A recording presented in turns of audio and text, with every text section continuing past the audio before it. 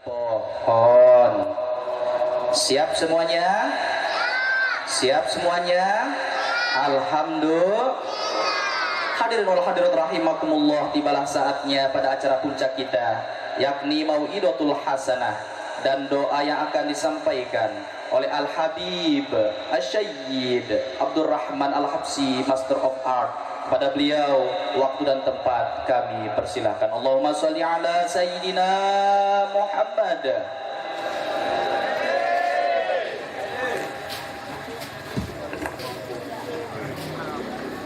Bismillahirrahmanirrahim.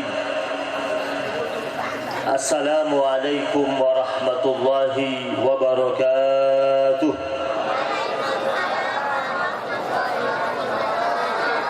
Enggak semangat jawabnya. Belum pada makan? Makan belum?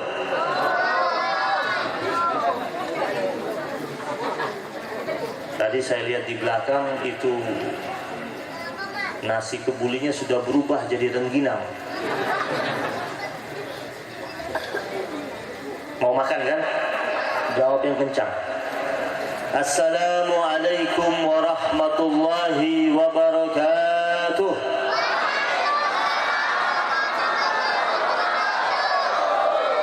Ini jawaban yang kedua, jawaban orang-orang yang sedang kelaparan. Alhamdulillah. Alhamdulillahi wa kafa. Wassalatu wassalamu ala nabiyyina al-mustafa wa ala alihi wa ashabihi ahli sidqi wal wafa. Allahumma salli wa sallim ala sayyidina Muhammad al-fatih lima ughliq wal khatim lima sabaq nasiril haqqi bil haqq والهادي إلى صراطك المستقيم وعلى آله حق قدره ومقداره العظيم سبحانك لا علم لنا إلا ما علمتنا إنك أنت العليم الحكيم اللهم علمنا ما ينفعنا وارزقنا علما وأرنا الحق حقا وارزقنا اتباعه وارنا الباطل باطلا وارزقنا اجتنابه وادخلنا في عبادك الصالحين سبوح قدوس ربنا ورب الملائكة والروح. Yang sama-sama kita hormati dan kita cintai Sahibul Bait Bapak Haji Joni dan Ibu Hajjah Eti sekeluarga. Kita doakan Allah berkahi hidup mereka, Allah kabulkan segala macam bentuk hajat mereka, Allah luruskan mereka pada jalan yang benar terus menerus, Allah berkahi hidup mereka, Allah turunkan rahmat maghfirah, Allah turunkan rizki yang melimpah. Yang sama-sama kita hormati para asatiz, para asatizah, para habaib yang hadir pada kesempatan kali ini, yang telah duduk bersama-sama kita, ikut sama-sama membaca Maulid Simtud Durar yang dipimpin oleh guru kita Al-Ustaz Abdul Fattah. Kita doakan semoga Allah Subhanahu wa taala panjangkan umurnya, berkahi hidupnya. Allah Subhanahu wa taala senantiasa memberikan istiqamah kepada beliau di jalan Allah Subhanahu wa taala. Yang sama-sama kita hormati juga Bapak Bupati, atau yang mewakili tadi sudah menyampaikan sambutan dari staf ahli beliau, mewakilkan Bapak Bupati yang berhalangan pada malam hari ini karena pada waktu yang bersamaan beliau sedang melantik pengurus KONI ya, pengurus KONI Belitung. Kita doakan semoga Kabupaten Belitung ini mendapatkan limpahan rahmat dan keberkahan dari Allah Subhanahu wa taala. Para panitia yang hadir semuanya, yang ikut berjibaku, yang bapak-bapak, yang ibu-ibu, yang ada di sini, yang di depan atau yang ada di belakang, yang masih repot di dapur dan lain sebagainya, kita doakan semuanya mendapatkan limpahan rahmat dan keberkahan dari Allah Subhanahu wa taala. Dan ini yang kecil-kecil siapa ini? Pasukan mana nih? Hah? Dari pesantren mana nih? Hah? Ustaz Nasbullah. Mana yang hafal 20 juz mana? Angkat tangan. 30 juz. 3 juz. Oh, ada yang angkat tangan. Takut dites. 5 juz. Ini ada yang angkat tangan terus juz apa? Apukat. Pasti udah hafal ini. 1 juz. 1 juz nggak ada. Setengah juz deh. 1 juz nggak ada. Bohong nih. Ente berapa juz nih? Jangan miring-miring kepalanya. Ente ini. Berapa juz? Hah? 1. Kenapa nggak angkat? Malu. Jangan malu. Karena antum yang hamilul Quran, yang hidup bersama Quran, antum nggak boleh malu. Antum bakal maju ke depan imam. Imam malu gimana? Imam malu. Jadi putri malu nanti. Alhamdulillah, segala puji bagi Allah Subhanahu wa ta'ala, pencipta kita yang menghadirkan rahmatnya kepada kita semuanya, sehingga di malam yang penuh keberkahan ini kita hadir di tempat yang penuh dengan keberkahan.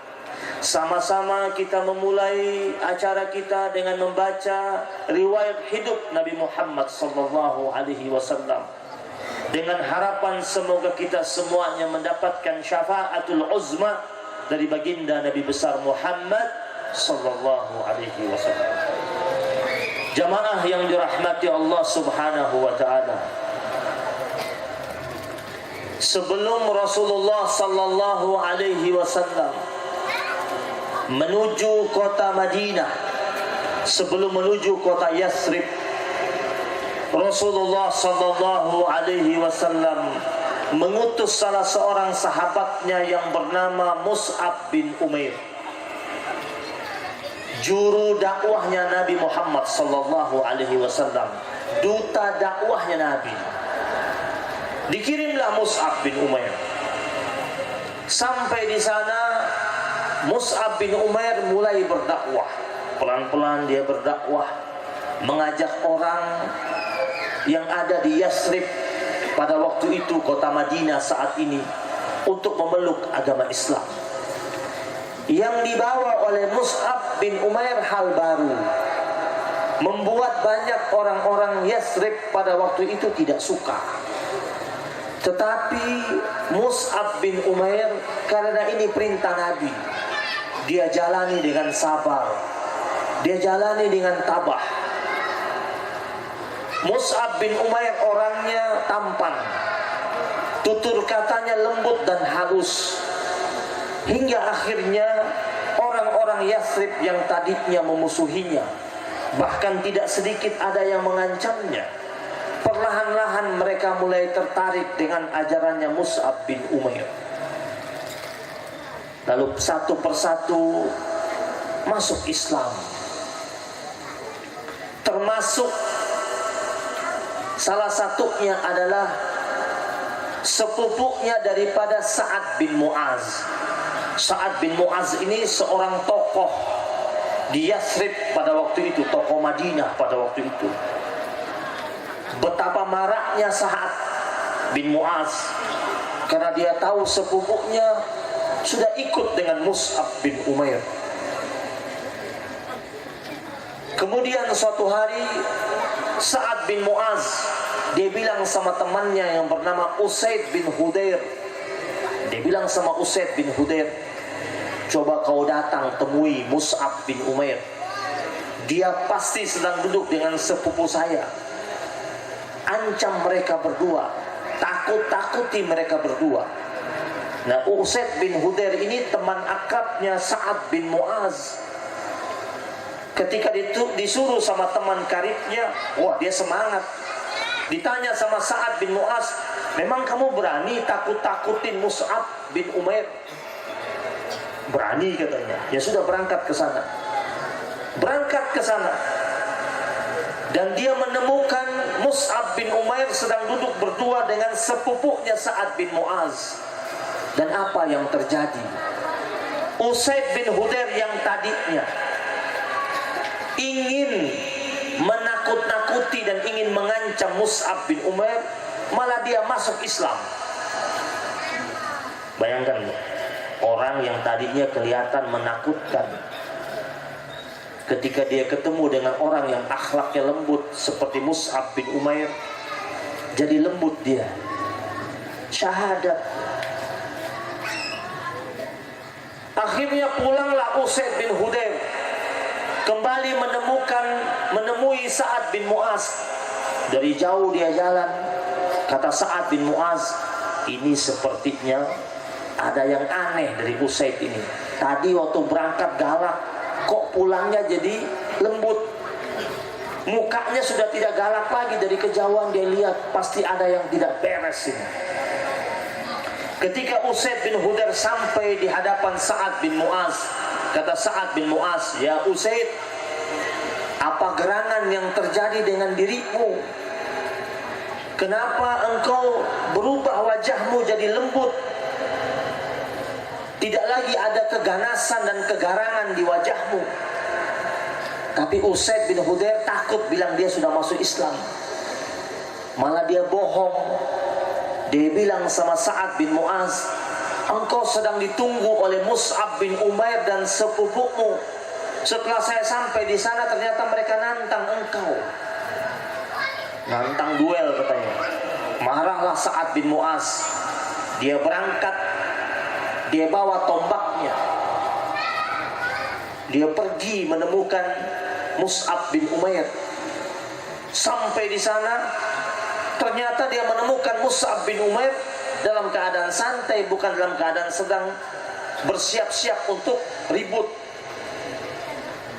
Dan ketika dia lihat Mus'ab bin Umair menyambutnya dengan baik, Sa'ad bin Mu'az tetap masih marah. Dia benci sekali sama Mus'ab bin Umair. Tapi kita perhatikan akhlak sahabat Nabi ini, benar-benar meniru Rasulullah sallallahu alaihi wasallam. Kata Mus'ab bin Umair, ya Sa'ad, tolong duduk sebentar. Gak mau, kata Sa'ad. Ayolah Sa'ad, duduklah sebentar, dengarkan ucapanku. Kalau engkau suka, engkau boleh ambil. Kalau engkau tidak suka, engkau boleh buang. Engkau boleh tidak ikuti. Engkau boleh membenciku, tapi tolong dengar satu kali ucapanku. Jamaah yang dirahmati Allah subhanahu wa ta'ala, akhirnya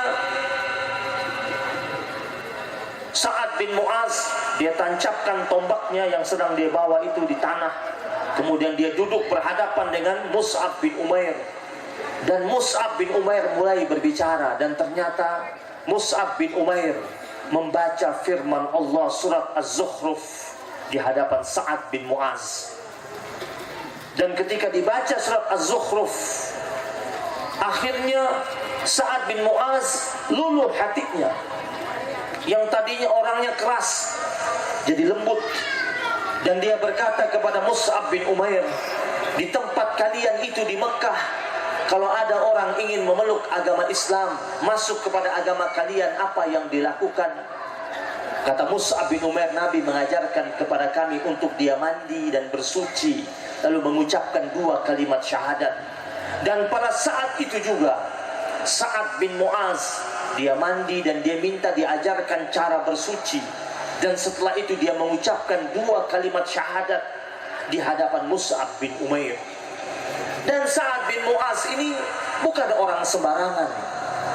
Di Madinah pada waktu itu, dia salah satu tokoh, salah satu pemuka kaum pada waktu itu. Dan setelah dia mengucapkan 2 kalimat syahadat, dia kembali menemui kaumnya. Dan dia berkata kepada kaumnya, wahai kaumku, kalian kenal siapa saya? Mereka bilang, ya kami kenal. Engkau adalah pimpinan kami. Engkau adalah kepala suku kami. Tidak ada perkataan yang engkau ucapkan kecuali kami ikuti. Tidak ada hukum yang engkau tegakkan kecuali kami taati. engkau adalah orang yang menjadi panutan kami, wahai Sa'ad. Ini kata kaumnya.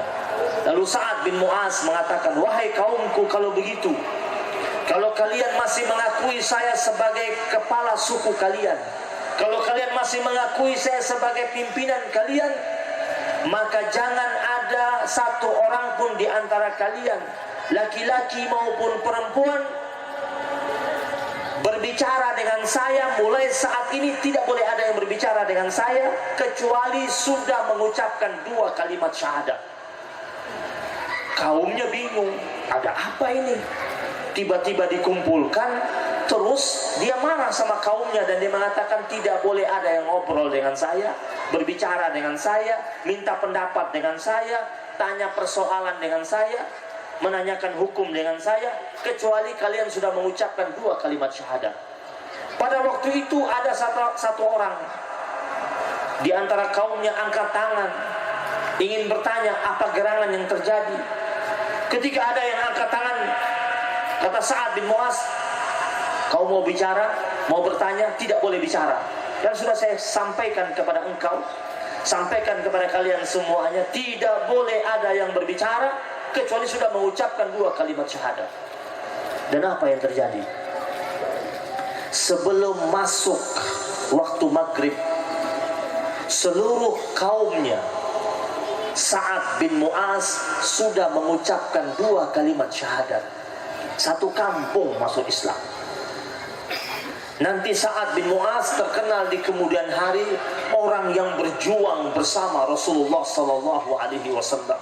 Orang yang benar-benar membela Rasulullah sallallahu alaihi wasallam sampai akhir hayatnya. Sa'ad bin Mu'az ini adalah orang yang masuk Islam di umur 31 tahun. Meninggal dunia di umur 37 tahun. Dia hanya 6 tahun memeluk agama Islam. Tetapi dia menjadi salah satu sahabat Nabi yang ketika dia meninggal dunia, kata Rasul, ihtazzatil arash bimauti Sa'ad bin Mu'az. Arasnya Allah itu berguncang karena kematiannya Sa'ad bin Mu'az. Bayangkan itu, di orang kalau dia cinta sama Rasul, dia mendapatkan penghargaan yang begitu besar dari Allah Subhanahu wa ta'ala. 6 tahun dia memeluk agama Islam. Dia meninggal dunia gara-gara ada panah pada waktu perang Khandaq tertancap pada tubuhnya, hingga tubuhnya demam tinggi, tak turun-turun panasnya, hingga akhirnya dia meregang nyawa. Sa'ad bin Mu'az, salah satu dari sedikit sahabat Nabi yang meninggal dunia, berada di pangkuannya Rasulullah sallallahu alaihi wasallam.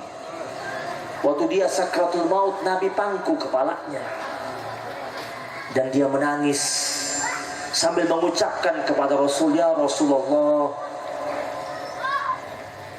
apakah engkau benar-benar bersaksi aku ini betul-betul bersamamu? Kata Nabi, ya, aku bersaksi. Ya Rasulullah, aku sungguh-sungguh berislam, berserah diri kepada Allah Subhanahu wa ta'ala. Ya Rasulullah, aku ini benar-benar sungguh-sungguh memperjuangkan agama yang kau bawa. Nabi mengatakan, ya, aku bersaksi. Dan dia meninggal dunia di pangkuannya Rasulullah sallallahu alaihi wasallam. Ini baru satu kisah sahabat Rasulullah sallallahu alaihi wasallam.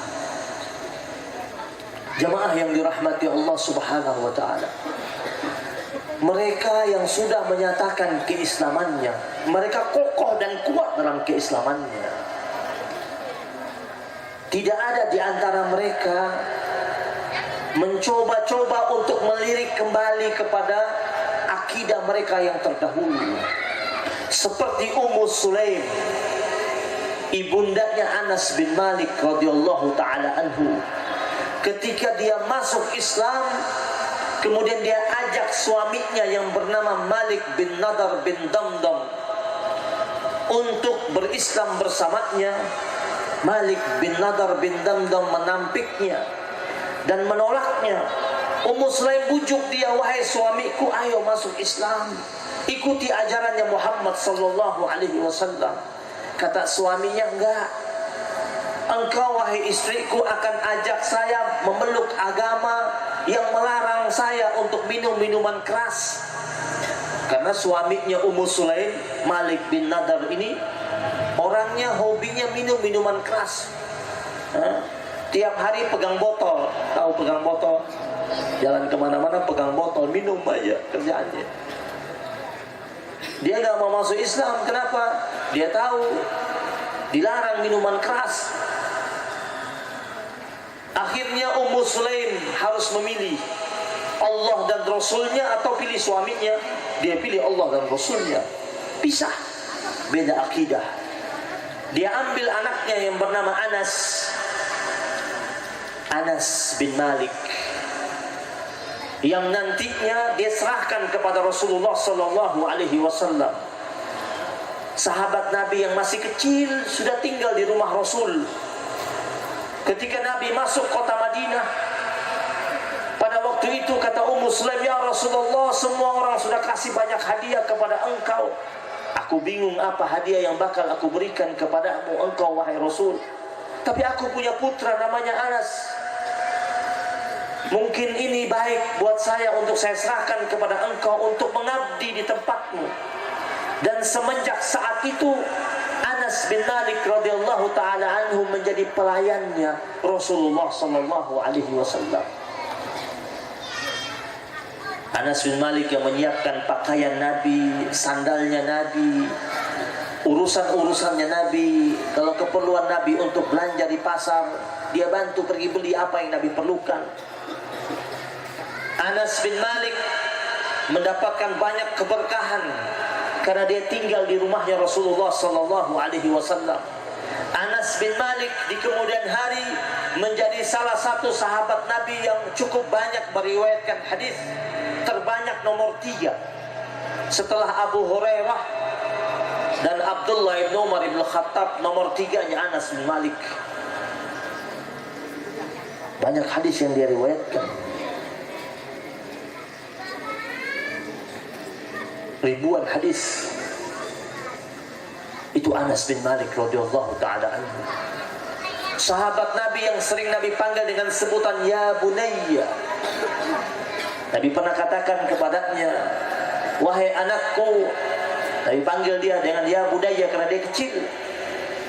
Ya. Jika engkau mampu memasuki waktu pagi dan sore dalam keadaan tidak sedikit pun ada hasut, dengki pada hatimu terhadap saudara-saudaramu, maka lakukanlah. Inna dzalika min sunnati, karena itu bagian daripada sunnahku. Faman ahya sunnati faqad ahabbani, kata Nabi. Barang siapa yang telah menghidupkan sunnahku, berarti dia telah cinta kepadaku. Jadi ketika kita berusaha dalam hati kita tidak ada iri, tidak ada hasud, tidak ada dengki di hati kita, kita sedang menghidupkan sunnah Rasul. Itu pesan Nabi kepada Anas bin Malik.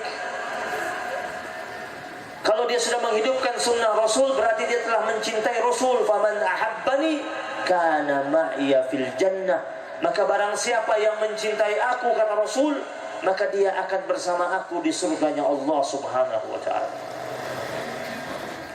Anas bin Malik, karena ibunya menitipkan dia kepada Rasulullah sallallahu alaihi wasallam, Anas bin Malik di kemudian hari didoakan oleh Rasul sallallahu alaihi wasallam. Ibunya Anas bin Malik bilang, ya Rasulullah, tolong doakan putra saya ini.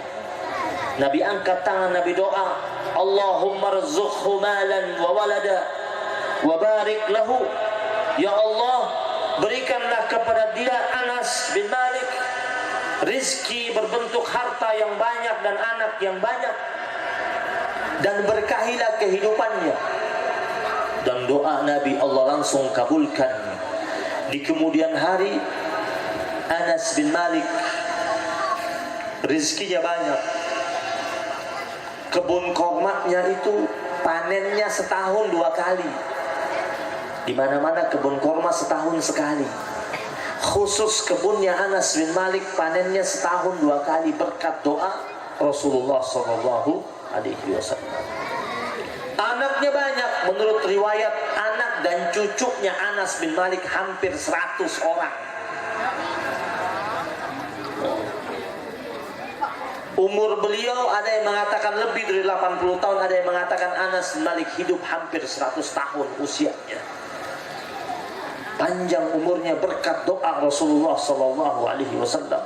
Kata sahabat Nabi Abu Hurairah radhiyallahu taala anhu, Anas bin Malik adalah sahabat Nabi yang sholatnya paling mirip Rasulullah sallallahu alaihi wasallam. Bagaimana tidak mirip? Ikut Nabi terus dia. Ya. Tapi ada riwayat suatu malam Anas bin Malik pernah mau coba ikut sholat malam bersama Nabi. Dia masuk ke Masjid Nabawi, jumpa ada Nabi di dalam lagi sholat. Terus Anas bin Malik ikut di belakang. Kata Anas bin Malik, malam hari itu saya mau coba ikut sholat di belakang Nabi. Berdiri Anas bin Malik. Ternyata ketika itu Nabi memulai sholatnya setelah membaca surat Al-Fatihah. Nabi membaca Al-Baqarah.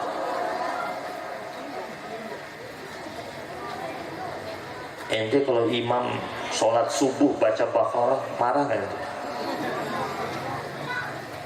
Sholat tarawih aja sekarang, sholat tarawih itu imamnya diancam sama jamaahnya. Sholat tarawih imamnya baru maju, kata jamaahnya apa? Ustaz, jangan panjang-panjang ya. Namanya imam itu diikuti, tapi ada tuh imam ditakut-takuti. Kalau imamnya agak baca panjang sedikit, langsung dibilang tuh sama jamaahnya, jangan pakai dia lagi. Imam bisa diresafel. Orang biasanya menteri diresafel, ini imam diresafel. Ada lagi yang request ayat, kayak request lagu, request ayat. Ustaz, pokoknya tiap rakaat kedua kulhu ya, jangan yang lain. Ini yang ketawa-ketawa jangan-jangan pelakunya nih. Nah, Anas bin Malik dia sholat di belakang Nabi, ikut Nabi. Mau coba ikut Nabi sholat malam. Nabi sholat malam kan sendirian. Anas bin Malik ikut di belakang. Ternyata Nabi bacanya Al-Baqarah, lanjut Al-Imran, lanjut An-Nisa. Kata Anas bin Malik, pada malam hari itu aku ruku bersama Nabi di surat yang ke-6. Semenjak saat itu tidak pernah lagi ditemukan riwayat Anas bin Malik coba-coba sholat malam di belakang Nabi. Gak kuat dia. Beda.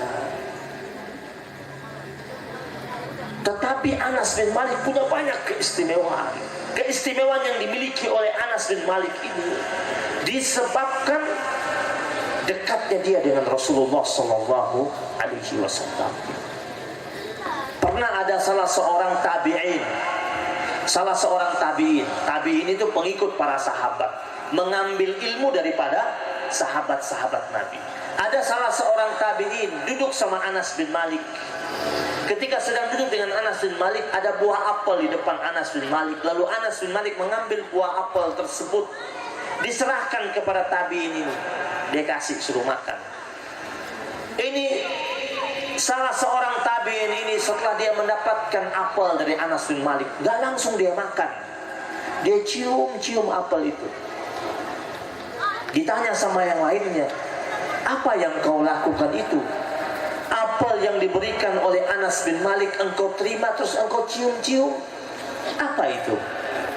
Terus kata tabi'in ini apa? Aku mencium apel ini karena yang memberikan apel kepadaku ini adalah tangan seseorang yang tangannya pernah bergandengan dengan tangan Rasulullah Sallallahu Alaihi Wasallam. Jadi tabi'in ini membayangkan ini tangannya Anas bin Malik yang ketika kecil setiap kali dia berjalan, jalannya bergandengan tangan dengan Rasulullah Sallallahu Alaihi Wasallam. Dan tabi'in ini membayangkan bahwasanya ketika saya menerima apel ini seakan-akan saya menerima apel dari tangan orang yang memang pernah bersentuhan dengan Rasulullah, dan ketika saya cium apel ini ibaratnya saya sedang mencium tangannya Rasulullah Sallallahu Alaihi Wasallam. Begitu cinta itu. Jamaah yang dirahmati Allah Subhanahu Wa Taala. Ibunya Anas bin Malik, kita kembali kepada ibunya yang bernama Ummu Sulaim. Jadi janda kan ini kan? Jadi janda, pisah sama suaminya. Ibunya Anas bin Malik setelah dia masuk Islam, banyak yang naksir karena tahu dia sudah jadi janda. Termasuk namanya Abu Tolha. Abu Tolha waktu itu masih dalam keadaan kafir. Abu Tolha orang kaya kota Madinah pada waktu itu. Abu Tolha kirim utusan. Orang kaya kan biasa kalau ada mau kirim utusan. Dia kirim utusan ketemu Ummu Sulaim. Utusannya datang bawa hadiah, bawa kain sutra, bawa emas, bawa perak, bawa uang dinar, dirham, dibawa. Ingin ambil hatinya Ummu Sulaim. Ketika dibawa ke Ummu Sulaim menampiknya, menolaknya. Gak biasanya ini, dikasih duit, kok tolak. Abu Tolha berkeinginan untuk pinang Ummu Sulaim. Utusannya balik lagi ketemu Abu Tolha. Ya Abu Tolha, Ummu Sulaim menolak hadiah darimu. Kata Abu Tolha, tambahkan lagi jumlah hadiahnya, ditambah 2 kali lipat. Dibawa lagi ke Ummu Sulaim dengan harapan Ummu Sulaim mau menerimanya dan mau dipinang oleh Abu Tolha. Lagi-lagi Ummu Sulaim menolaknya. Pulang lagi utusannya mengatakan, ya Abu Tolha, ditolak. Masa sih? Iya benar ditolak katanya. Nih balik. Apa kata Abu Tolha? Tambahkan lagi 3 kali lipat. 3 kali lipat ini. Dibawa sampai di sana, ditolak lagi, gak mau diterima. Akhirnya apa kata Abu Tolha kepada utusannya? Coba kalian datang lagi kepada Ummu Sulaim dan tanya kepadanya, dia maunya apa, mintanya apa, suruh dia sebut berapa jumlahnya, mau kebun kurma yang seperti apa, juragan kurma ini, suruh sebut, saya akan penuhi. Ya, berangkat, tanya lagi sama Ummu Sulaim. Ini Abu Tolha ini tanya maunya apa, soalnya sudah dibawa hadiah banyak, ditolak semuanya ini. Apa kata Ummu Sulaim? Aku tidak menginginkan apa-apa dari Abu Tolha. Yang aku inginkan kalau dia serius sama diriku, benar-benar mau pinang aku hanya butuh 1 darinya. Dia mengucapkan 2 kalimat syahadat. Bayangkan itu Ummu Sulaim, akidahnya kokoh, cintanya sama Allah dan Rasul begitu kuat, gak bisa digoyang dengan rayuan harta. Pulang utusan itu menemui Abu Tolha, bilang sama Abu Tolha, dia nggak mau uang, dia nggak mau hadiah, dia mau yang penting engkau syahadat dulu. Kata Abu Tolha, berat ini, karena Abu Tolha belum berakidah Islamiyah, tapi dia cinta mati sama Ummu Sulaim.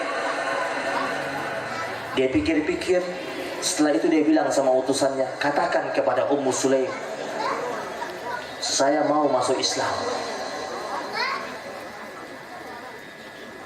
Dan masuk Islamlah Abu Tolha. Dan dalam sejarah dikatakan, inilah mahar yang paling mahal di dunia.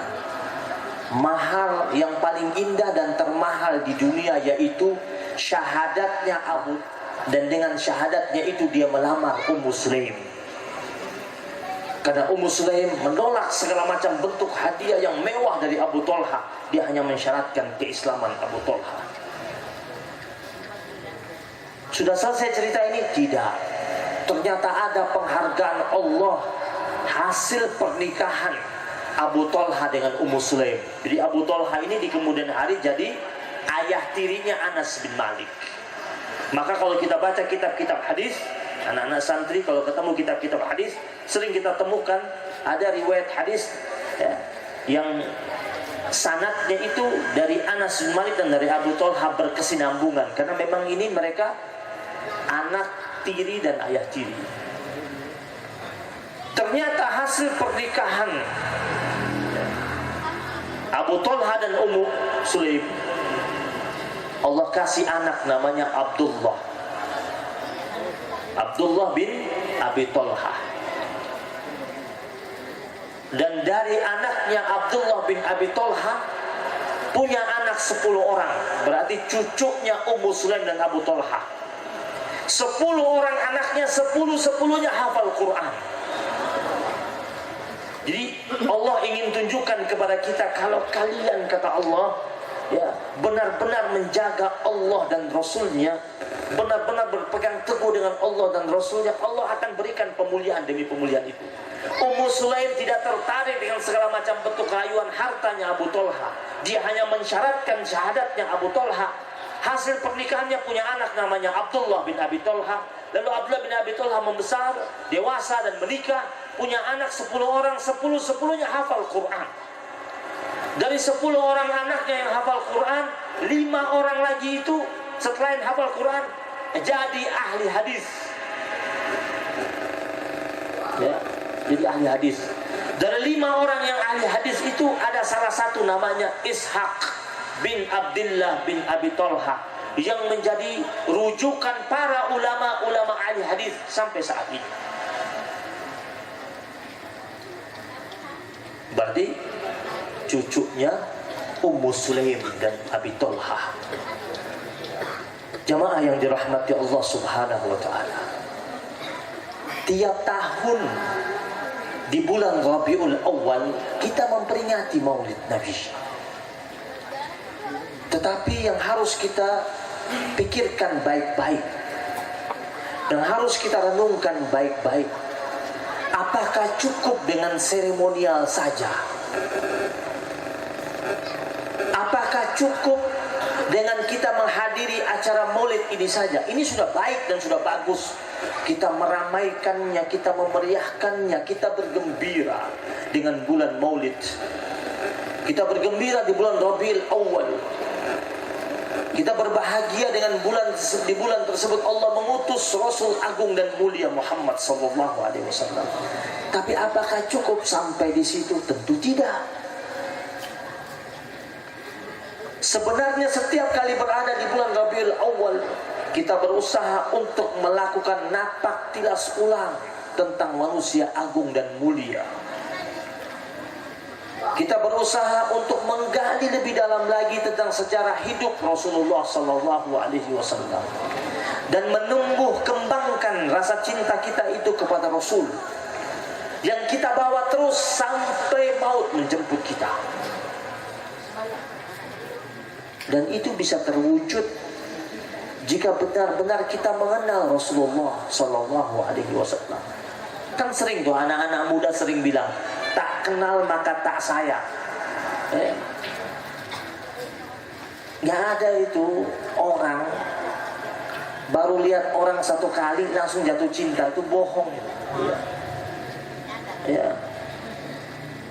Baru ketemu sekali langsung bilang, wah itu tipe-tipe laki-laki gombal itu. Baru lihat sekali langsung, wah saya suka kamu segala macam. Enggak, belum kenal kok. Tak kenal maka tak sayang, harus kenal dulu. Nah ini Rasulullah sallallahu alaihi wasallam. Kita bilang kita cinta sama Nabi, kenali Rasulullah sallallahu alaihi wasallam. Dalami, selami hidup Rasulullah sallallahu alaihi wasallam. Pahami dan pelajari dengan betul tentang Rasulullah sallallahu alaihi wasallam. Kenali sahabat-sahabat besar yang berada di sekitarnya. Kenali ajarannya Rasulullah sallallahu alaihi wasallam. Salah satu nih yang harus kita waspadai di zaman modern ini, dan ini ajaran Nabi. Di zaman sekarang kan zaman era media sosial, ya, banyak berita-berita bohong bertebaran.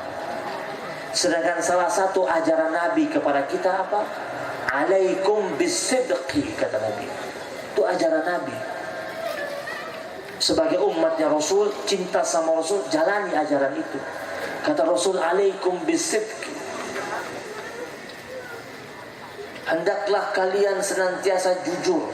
Kata as-sidq dalam Al-Quran itu bisa berarti jujur, bisa berarti benar. Allah berfirman, ya ayyuhalladzina amanu taqullah wa kunu ma'as-sadiqin.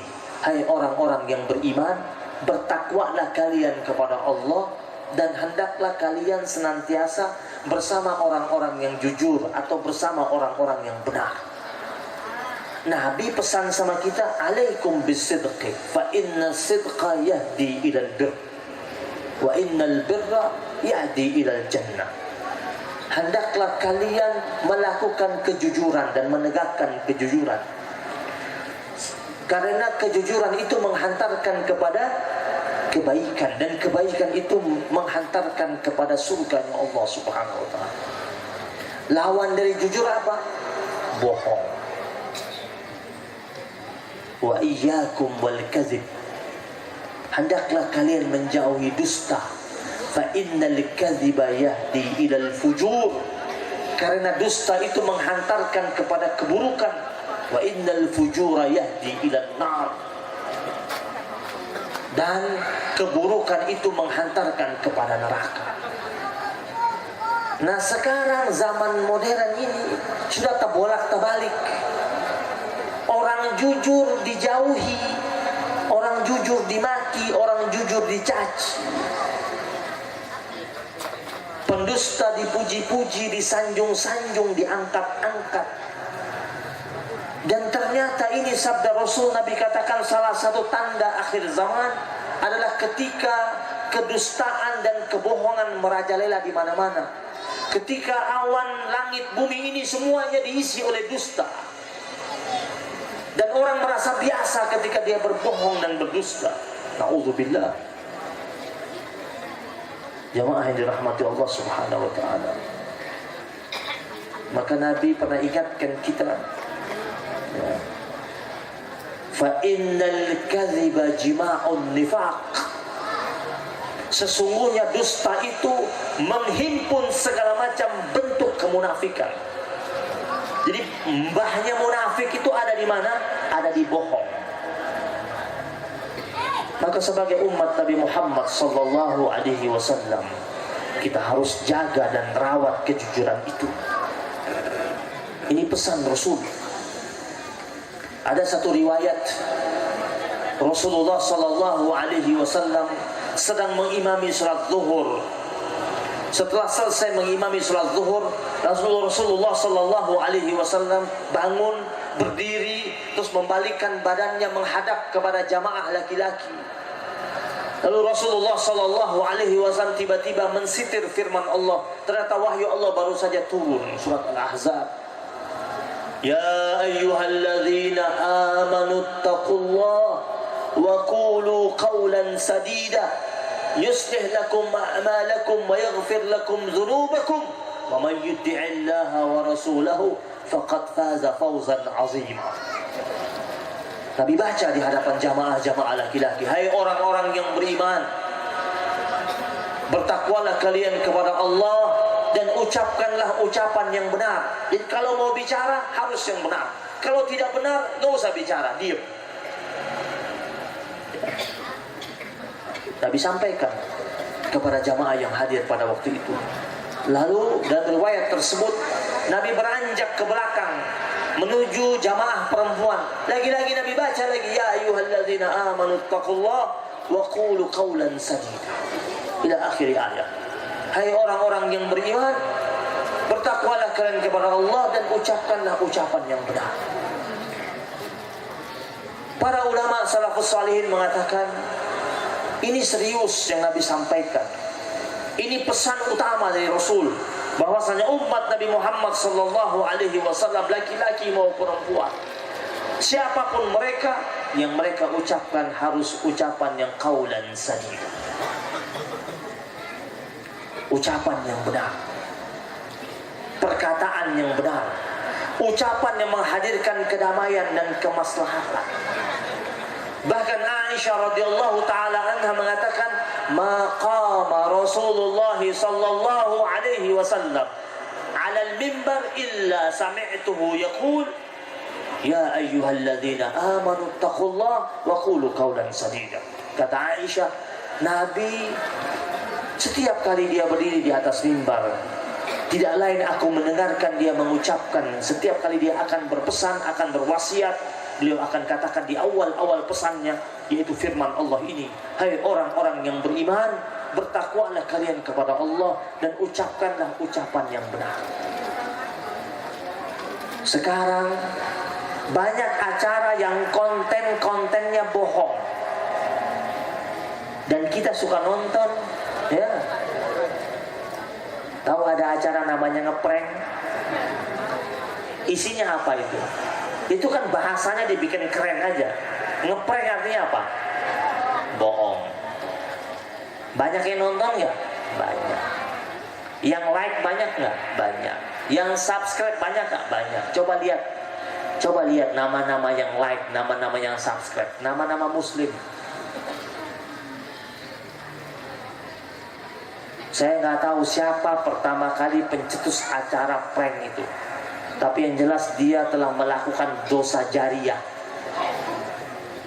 Kan diikuti sama yang lain, acaranya jadi heboh, jadi konten yang banyak peminatnya, yang nonton banyak. Semakin banyak yang nonton, semakin banyak viewersnya, semakin banyak dia dapat duit. Bayangkan dia dapat duit dari hasil bohong, hasil acara bohong. Kan dunia sudah terbolak-terbalik ini, ya. Ucapan-ucapan yang benar, penontonnya sedikit. Acara-acara yang penuh dengan tipuan muslihat, penontonnya banyak.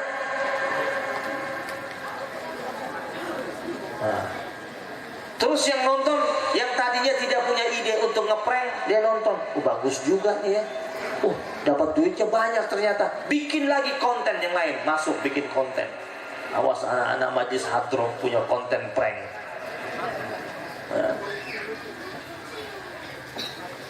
Temannya bujangan, belum nikah-nikah, teman hadrohnya datang bawa grup hadroh nyanyi di depan rumahnya, bawa umbul-umbul segala macam, ya.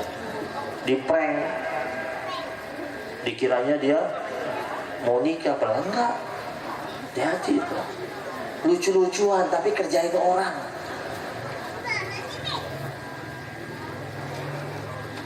Jemaah yang dirahmati Allah Subhanahu wa taala.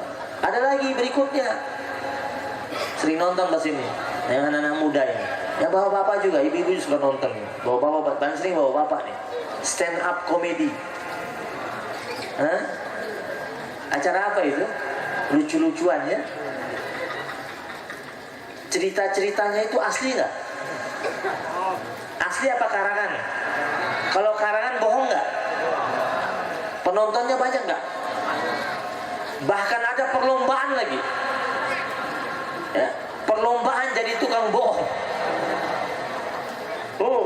Ada lombanya, ada dapat hadiah lagi, ada jurinya lagi. Berarti kalau yang sedang ikut perlombaan itu, dia sedang berusaha untuk meramu dusta-dusta. Jadi kalau jurinya jadi siapa itu? Jadi apanya? Berepisode. Terus pemenangnya dapat hadiah, dapat rumah, dapat mobil, dapat kontrak bertahun-tahun.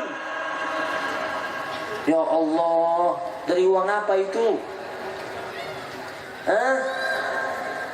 Dari uang dia melucu dan mengarang-ngarang cerita untuk bikin orang tertawa.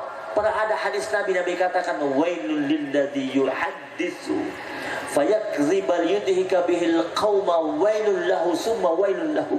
Kata Rasul, celaka, kata Nabi, orang yang ngobrol, yang bicara, yang bercakap-cakap, kemudian dia masukkan unsur dusta dalam percakapannya itu semata-mata untuk memancing ketawa, biar ketawa.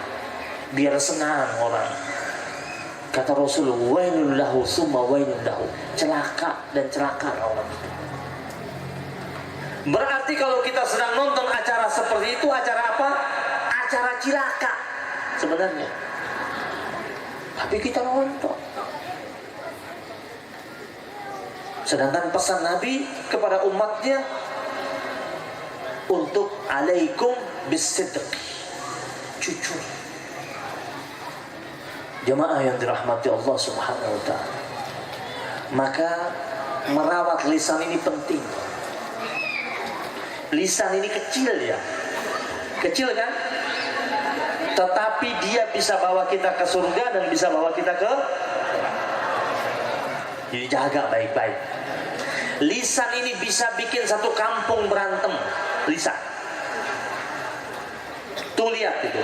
Perang Rusia sama Ukraina. Gara-gara apa? Lisan. Kan awalnya kan perang mulut antara pimpinannya. Antara dua presiden. Perang mulut awalnya. Adu argumen. Begini, sana berbalas pantun mereka. Lama-lama mulai tegang. Masing-masing tidak mau ngalah. Saling serang lewat lisan mereka. Diplomasinya gagal. Diplomasi kan pakai lisan juga. Akhirnya tegang, ribut, perang. Yang rugi siapa? Jutaan orang rugi. Jutaan orang merana. Gara-gara apa? Lisan. Maka kata Imam Al-Ghazali, fa innal lisan min a'zami khalqillah. Lisan ini adalah salah satu ciptaan Allah yang paling besar pengaruhnya, paling agung. Tetapi dia juga memiliki gharibah, memiliki keajaiban. Apa keajaibannya? Kata Imam Al-Ghazali, dengan lisan orang bisa masuk surga, dengan lisan orang bisa masuk neraka. Bahkan orang itu ketahuan dia itu mukmin atau kafir. Kata Imam Al-Ghazali, "Idz la yastabinul kufr wal iman illa bi syahadatil lisan." Orang itu ketahuan dia kafir atau dia beriman, ketahuan dari mana? Bi syahadatil lisan, dari lisannya. Antum tahu dia sudah masuk Islam lewat apa? Syahadat. Dia syahadat pakai lisan. Karena dia syahadat pakai lisan, tahu dia sudah masuk Islam. Antum tahu orang itu jadi kufur dari mana? Ketika kata-katanya sudah menentang firman Allah, menentang hadis Nabi, kufur dia. Makanya jangan sembarangan menggunakan lisan itu. Pada salah satu ukuran keimanan kata Nabi, salah satu ukuran keimanan itu, man kana yu'minu billahi wal yawmil akhir falyaqul khairan aw liyasmut. Setiap kita hadir di maulid Nabi itu, maka yang patut kita dengarkan itu ada sabda-sabda Rasul yang diulang-ulang. Salah satu yang Nabi pesan sama kita, siapa yang beriman sama Allah dan hari akhir, hendaklah dia mengucapkan kata-kata baik. Kalau tidak, diam. Nah ini kadang-kadang kita semua kita omongin. Bukan ahli ekonomi, kuliahnya jurusannya pertanian, tapi ngomong tentang ekonomi. Wah, panjang lebar ngomong ekonomi. Padahal dia jurusannya pertanian dan omongannya kagak ngefek. Ngapain?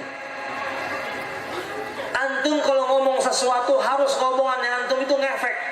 Kalau kagak ngefek gak usah ngomong.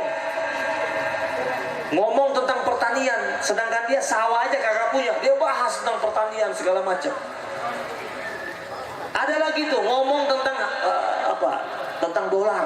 Wah, dolar naik nih, lagi tinggi. Padahal di dompetnya uang dolar aja nggak ada. Lihat dolar belum pernah, tapi ngomong dolar. Maka kata Rasul, min husnil islamil mar'i tarkuhu ma la ya'nihi. Ini karakter muslim yang baik itulah dia meninggalkan sesuatu yang tidak bermanfaat buat dirinya. Jadi yang dia ngomong itu yang bermanfaat. dan omong-omongannya atau ucapannya, ujarannya itu mengandung efek.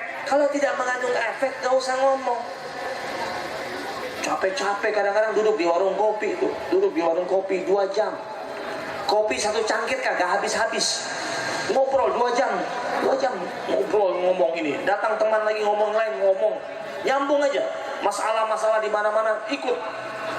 Ya. Sampai masalah-masalah di luar negeri dia ikut bahas. Hasilnya nggak ada hasil. Maka jamaah yang dirahmati Allah Subhanahu wa taala, di bulan Maulid yang mulia ini kita kembali merenungi tentang akhlak Rasulullah sallallahu alaihi wasallam. Yang tentu kita tidak akan bisa persis seperti Nabi. Untuk persis tidak akan bisa, tetapi mencontohi Nabi kewajiban kita. Salah satunya pesan Nabi, rawat lisan. Ada ungkapan yang mengatakan salamatul insan fi hifzil lisan. Manusia itu keselamatannya itu ada pada jaga lisannya. Orang yang jaga lisannya bakal selamat. Banyak huru-hara terjadi saat ini, saling musuh satu sama lain gara-gara tidak mampu jaga lisan. Rombongan majlis ta'lim aja berantem. Majlis ta'lim berantem. Gara-gara apa? Ibu-ibu majlis ta'limnya ribut satu sama lain gara-gara tidak sepakat mengenai seragam bajunya. Berantem, pecah. Jadi 2 majlis ta'limnya. Ada lagi pecah majlis taklimnya gara-gara apa? Tidak ada kesepakatan mengenai angka uang arisan. Ribut. Dan kita berharap dan berdoa kepada Allah Subhanahu wa taala. Semoga Allah jadikan kita umatnya Rasul yang betul-betul rindu sama Nabi. Dan kerinduannya itu tidak hanya datang di bulan Rabiul Awal. Kerinduannya itu jalan terus sampai akhir hayat kita. Setiap kali datang bulan Rabiul Awal, kita ngecas kerinduan kita itu biar naik lagi jadi 100%. Mungkin sebelum Rabiul Awal kerinduan kita kepada Nabi sedang turun ke 80 atau 70. Masuk bulan Rabiul Awal kita cas lagi biar rindu kita muncul lagi, kuat lagi sampai 100 lagi. Dan kita terus berdoa kepada Allah Subhanahu wa taala, kerinduan kita kepada Nabi itu jangan pudar. Terakhir, ada salah satu sahabat Nabi namanya Abdullah bin Muaz. Anaknya datang ke kebunnya, kasih tahu dia tentang Rasul wafat di Madinah waktu itu. Ini Abdullah bin Muaz, dia lagi ada di kebun, lagi urus kebunnya. Anaknya lari sambil menangis, ayah, ayah, teriak begitu. Dia kaget, ada apa kau teriak-teriak? Terus anaknya sampai depan ayahnya bilang, wahai ayah, Rasul sudah wafat, sudah meninggal dunia. Abdullah bin Muaz bilang begini langsung, dia doa sama Allah. Dia bilang, Allahumma azhib basari kay la ara ba'da habibi Muhammadan ahada. Ya Allah, angkat penglihatanku, cabut penglihatanku, agar aku tidak lagi melihat setelah Nabi Muhammad siapapun. Dan itu terjadi setelah dia datang takziah melihat jasad Nabi, dan dia menangis, dan dia keluar dari rumah Nabi, langsung buta dia, tidak melihat selama-lamanya. Itu karena cinta dia kepada Rasul. Dia bilang, ya Allah, kalau Rasul sudah tiada, untuk apa lagi mataku ini? Aku tidak mau lagi lihat yang lain kecuali Muhammad sallallahu alaihi wasallam. Itu ekspresi cinta. Dan itu dilakukan oleh para sahabat-sahabat Rasulullah sallallahu alaihi wasallam. Tinggal sekarang kembali kepada kita. Bagaimana cinta kita kepada Rasulullah sallallahu alaihi wasallam. Barirah, seorang budak yang pernah dimerdekakan oleh Aisyah radhiyallahu taala anha. Pernah dimerdekakan oleh Aisyah radhiyallahu taala anha. Aisyah merdekakan Barirah. Setelah dimerdekakan oleh Aisyah, Nabi bilang sama Barirah, kau sekarang merdeka. Engkau boleh pilih tetap bersama suamimu atau engkau berpisah. Karena suaminya masih budak. Suaminya bernama Mughis. Suaminya bernama Mughis. Tapi Barirah mengatakan, saya minta pisah sama suami saya yang bernama Mughis. Karena dia sudah merdeka, suaminya masih budak. Tapi Mughis masih cinta sama Barirah, tapi tidak bisa lagi untuk menyatu. Lalu Rasul panggil Barirah, ya Barirah, andaikan engkau mau menerima lagi Mughis. Apa kata Barirah? Ya Rasulullah, apakah ini perintah dariku? Apakah ini perintah engkau? Apa kata Rasul? Wahai Barirah, ini bukan perintah. Aku hanya kasihan sama Mughis. Kasihan saja, karena dia betul-betul mencintai engkau. Apa kata Barirah? Ya Rasulullah, kalau itu bukan perintahmu, aku tidak bisa kembali sama Mughis, karena hati aku tidak ada lagi untuk Mughis. Tapi kalau seandainya itu yang engkau perintahkan, itu perintah engkau, aku harus kembali pada Mughis, aku akan korbankan diriku hanya untuk mengikuti perintah engkau, wahai Rasul. Lihat, seorang sahabiyah, sahabat perempuan, dia mengatakan di hadapan Nabi, jika memang perintah engkau, aku rela korbankan perasaanku, aku ikuti perintah engkau, wahai Rasulullah SAW. Ini pelajaran buat kita untuk mempersembahkan cinta kita yang paling sempurna, paripurna, puncak hanya kepada baginda Muhammad sallallahu alaihi wasallam. Al-Fatihatu bil qubul wa tamami kulli sul yaghfiru aba'ana wal judud waj'alna min ruqa'is sujud ya wadud ya wadud ya wadud wa ila hadrati Abdillah Rasul Muhammad sallallahu alaihi wa alihi wa sahbihi wasallam. Al-Fatihah. Bismillahirrahmanirrahim. Alhamdulillahirrahmanirrahim. Iyyaka na'budu wa iyyaka nasta'in. Ihdinas siratal mustaqim. Siratal ladzina an'amta 'alaihim ghairil maghdubi 'alaihim waladdallin. A'udzu billahi minasy syaithanir rajim. Bismillahirrahmanirrahim. Alhamdulillahi rabbil alamin. Allahumma shalli wa sallim ala sayyidina Muhammadin wa ala ali sayyidina Muhammad. Salatan tuballighuna min aqsal ghayat ya wujud ya rahim ya wajud ya alimal ghaibi wasyahada. Rabbana taqabbal minna innaka antas samiul alim wa tub alaina ya maulana innaka antat tawwabur rahim. Allahumma bihaqqil Fatiha wa bisirril Fatiha wa bimu'jizatil Fatiha wa bikaramatil Fatiha wa bibarakatil Fatiha wa bihaqqi man unzilat alaihi suratul Fatiha ya farijal ham wa ya kashifal gham ya man li'abdihi yaghfir wa yarham. Allahumma sahhil umurana wa umura jami'al muslimina wal muslimat ya muyassir kull asir fatayssirul asir alayka yasir. Rabbana hab lana min azwajina wa dhurriyyatina qurrata a'yun waj'alna lil muttaqina imama. Allahumma ihdinas siratal mustaqim siratal ladzina an'amta 'alaihim minan nabiyyina was-siddiqina wasyuhada was-salihin wa hasuna ulaika rafiqa. Rabbana atina fid dunya hasanah wa fil akhirati hasanah wa qina adzaban nar wa adkhilna al jannata ma'al abrar ya aziz ya ghaffar ya rabbal alamin. Bi fadli subhana rabbika rabbil izzati amma yasifun wa salamun alal mursalin walhamdulillahi rabbil alamin. Mari sama-sama kita baca selawat. Kita bacakan salam kepada Rasulullah sallallahu alaihi wasallam. Ya Nabi salam alaika ya Rasul salam salam alaika ya Habib salam alaika salawatullah alaika ya Nabi salam alaika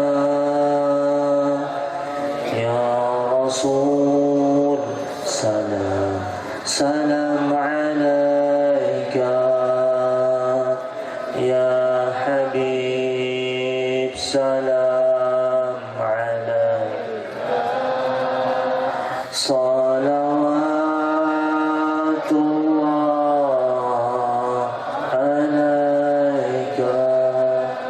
Sekali lagi. Ya Nabi salam alaika, ya Rasul salam salam alaika, ya Habib salam alaika, salawatullah alaika. Walafu minkum. Wassalamualaikum warahmatullahi wabarakatuh.